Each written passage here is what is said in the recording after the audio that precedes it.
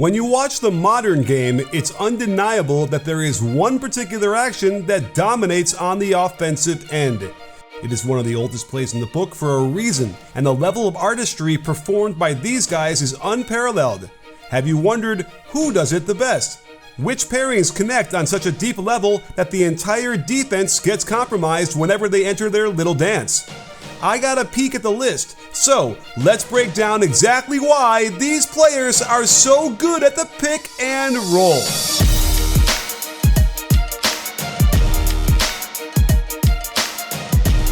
You might not be surprised at the usual suspects we see up and down this list. While there is some variation with the type of players handling the ball, there is a bit of a theme with the roll men. So let's see why they're so darn good.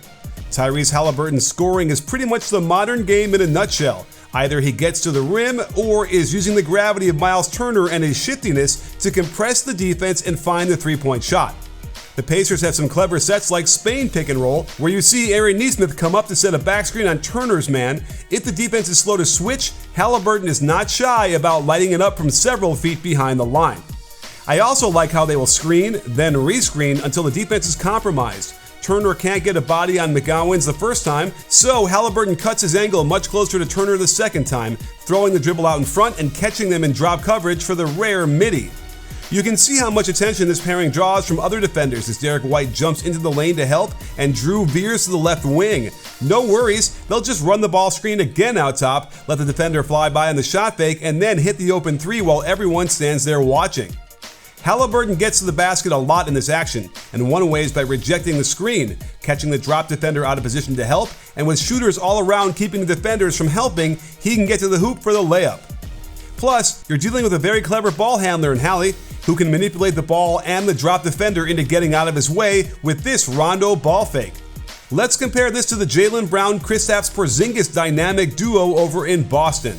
Brown's explosiveness and leaping ability make him a problem because with a burst of quickness, he'll be lower than KP's man and help defense even when on time won't matter when he can do things like this. But he also has a very mature mid-range game when the lane gets cut off. You can see Chris Middleton hovering one pass away and Lopez in his direct path, so he takes what the defense gives him. I like how under control he is, taking his time to pick his spot, and then has a variety of midi finishes that render the defense useless. I like how he won't try and force the issue, and notice many of these drives are left-handed dribbles, and turning over his shoulder for little jumpers in the lane is a lost art that he's trying to bring back. Here's a Spain pick and roll where White back screens Hartenstein, and he demonstrates athletic creativity when it's well defended, not only quick pulling while drifting, but using the glass as well. Every so often, just to keep the defense honest, you'll see Brown pull up from three. Like on this step-up screen, they force a switch and Jarrett Allen contains very well, but check the behind-the-back hezzy sidestep three ball. Whoa. Next up, we've got the dominating Dame Giannis pick and roll, and what I found interesting was that Dame rarely got to the basket for scores. One reason is the defense isn't worried about Giannis popping out for open threes, and if they have Portis in the corner here, Portis' man is going to be waiting for Dame on the block despite Portis' good three-point percentage. But that won't stop Dame in the slightest from finding a shot in the mid-range. If you compare how Dame scores in the pick and roll with other ball screeners, it might answer the question why he doesn't score at the rim with Giannis as the screener. Check how Lopez and Portis set the kind of screens football players would be proud of, and Dame's man gets erased from the play as he speeds down the lane to the hoop.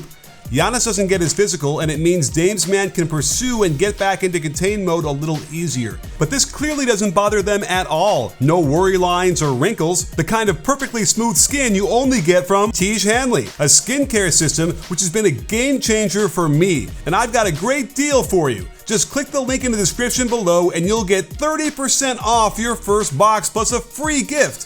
I can't get over how fresh and clean my face feels with their daily face wash, and I have to come on the screen to let you know how much I look forward to my twice-a-week exfoliation scrub.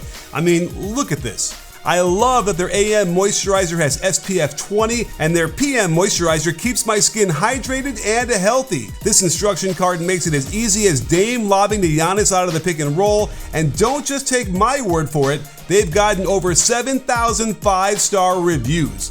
Tyrese Hanley keeps throwing dimes out here.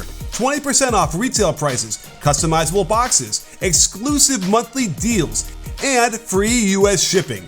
May you always rub your man off the ball screen by clicking the link below or in the pinned comment. Get 30% off your first box, and I'll make sure you get a free gift.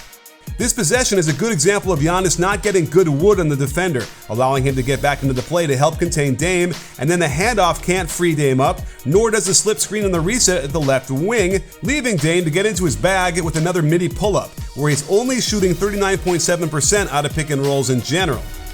The more effective the screen is by Giannis, the more threes Dame shakes free for. You can see on all of these that either the defender is knocked back by physicality or has to severely alter his route. And if the big defender is going to drop to contain by 6 feet, Dame will make you pay. Although, his three-point shooting out of the pick and roll has been a struggle for him this year as well. Where things get interesting in the pick and roll is with the roll man, and Giannis is a singularly destructive force that opens up everything for everyone. Allen has to step up to dissuade Dame from taking a three. They won't full help off of Beasley in the corner, and that leaves poor Donovan Mitchell as the last line of defense. Even when they drop more to be able to handle the roll, like Bam Adebayo does here, Giannis need only 2 steps from above the free throw line to lay it in soft off the glass. The thing is, even when this action feels contained by the defense as they switch, then switch back, if you give Giannis a cushion daring him to shoot, he'll use it as a runway to take off around or through you, and no one is stopping this. The Nuggets employ ice defense to prevent Dame from using the screen and forcing him baseline. It's very effective against ball screeners who aren't shooters, but Giannis doesn't even get Gordon to bite on the shot fake, and it still doesn't matter as he spins by his man and makes Jokic think twice as he finger rolls it in. Kristaps Porzingis, on the other hand, is almost the exact opposite of Giannis as a roll man. Sure, you can find a couple of times where they force a switch and take advantage of the extreme size difference down low. By the way, I love how KP turned this into a post-up. They should run the ball screen towards the corner like this way more often, since it gets them the shot at the rim or wide open threes on the weak side. More Dr. Brown doing surgery on the defense, patiently waiting for Poeltl to step up to him, and you don't have to be very accurate with your lobs to a 7'3" guy. But the real reason they juiced their numbers as a pairing is with all the pick and pops for 3 points, where KP is shooting above 50% overall as a popper. He doesn't need much space, as Sabonis has to step over to offer support, but gets back to KP, but not before he dips the ball into a quick release jumper. I like how he comes up on one side to set a screen, then quickly flips it just as Brown attacks. This attracts both defenders, and at 7'3", hardly anyone in the league is tall enough to close out effectively. Remember, Brown's threat of a drive is so great that it propels KP's man deep into the lane, letting Brown just drop off an easy pass for a wide open shot. Contrast that to Turner's rolling after the screen, where he gets the majority of his buckets off of slick passes from Haliburton in the lane. Tyrese opts to reject the screen despite going towards the side where 2 defenders are waiting for him, which means heading into a crowd. Haliburton loves getting in the air to pass, and since he collapsed the defense with his drive, he knows he can spin and make the backwards pass to Turner, who has very nice touch around the rim. As Turner senses his man stepping up to hedge, he quickly slips the screen and gets his head turned to the ball. What makes this hard is that he needs to make the catch looking backwards, but then find the rotational help in front of the hoop and avoid the charge while laying it in smoothly. Not much action before the pick and roll for this duo, as the Turner drag screen gets Haliburton an opening to his left, and he scans for Turner the whole time, just waiting for him to get positioned in front of the bumping defender, where he can zip the ball and watch him get 2 points. Turner can shoot the 3-ball, however, and does it just enough to make the defense pay if they load up too much on Haliburton. Taj Gibson has a 12-foot closeout to make, and he just can't get there in time. But what makes these pairings so special is how they can create opportunities for their teammates. It's a coach's dream to have 2 guys good enough to bend an entire defense into easy shots for the other 3 guys. Jaylen Brown drags 2 defenders with him to the right. The fear of the 3-ball pulls Garland in full rotation to the top. White's cut forces Mitchell to hold tight down low, giving Drew Holiday the easiest 3 he'll have all season. In a tight game down the stretch, they're so concerned with Brown on the ball that they keep 2 on him, and KP uses his cut the same way White did, forcing Miller to go to him in the lane and opening up the second easiest 3-pointer Drew will have this season. What's nice for the Celtics is that KP has some ball handling skills. Teams like to put pressure on Brown, hoping for a turnover, but if you leave Porzingis with an advantage, he can dribble to a teammate, read the backdoor cut, and deliver a nice pass for a layup.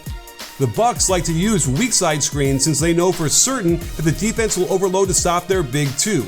Check how Jackson's man shadows the pick and roll while all defenders' heads are turned to the ball. This means Jaden Ivey is blind to the pin down and Giannis has all day to make the pass. Here are the Bucks running Spain pick and roll, and watch how Lopez's man bumps down on Giannis's roll, opening a nice skip pass across the court, an excellent one more to the wide open Beasley. For more context, what Charlotte is trying to do is this. They want to switch the back screen, but Giannis's man makes the mistake of crashing down, leaving Beasley plenty of time to hit this shot. With this much gravity for both of the pick and roll pairing, it makes it almost impossible to stop. Dame rejects the screen, so Giannis's man is not in position to stop him. Love tries to come over, but Portis was already cutting for the nice bounce pass. And one more example of how worried defenses are of Dame in this action, they'll bring Beasley's man over to shadow near the elbow, but that's too easy of a cut and pass for a pro team to make, which is one reason to explain why the Pistons are so bad on pick and roll defense. With this Haliburton-Turner pick and roll, they chase around the top, the screener's man steps up to the line of the screen, and that forces the weak side to bump down and prevent the layup. However, this creates a 23-foot closeout and Siakam takes advantage. The openings might not materialize immediately out of this action. On the step-up screen, watch Toppin's man rotate all the way across the midline to pick up Turner. By hitting Nembhard out top, it gives the Pacers a 3-on-2 fast break, and a nice no-look skip pass with the left hand finds Toppin open for the three. And it can be as simple as the strong side corner defender getting into early help position, intent on stopping Haliburton's drive. Well, this is the easiest play they can make, snapping the pass and releasing the shot before the defender can even get close to contesting. So that's how these teams take advantage so severely of the defense on a nightly basis. And these pairings will be crucial during the playoffs, as teams have time to prepare, loading up on these guys and daring some of the weaker links in their lineups to beat them. But even when the defense knows what's coming, stopping it is an entirely different proposition.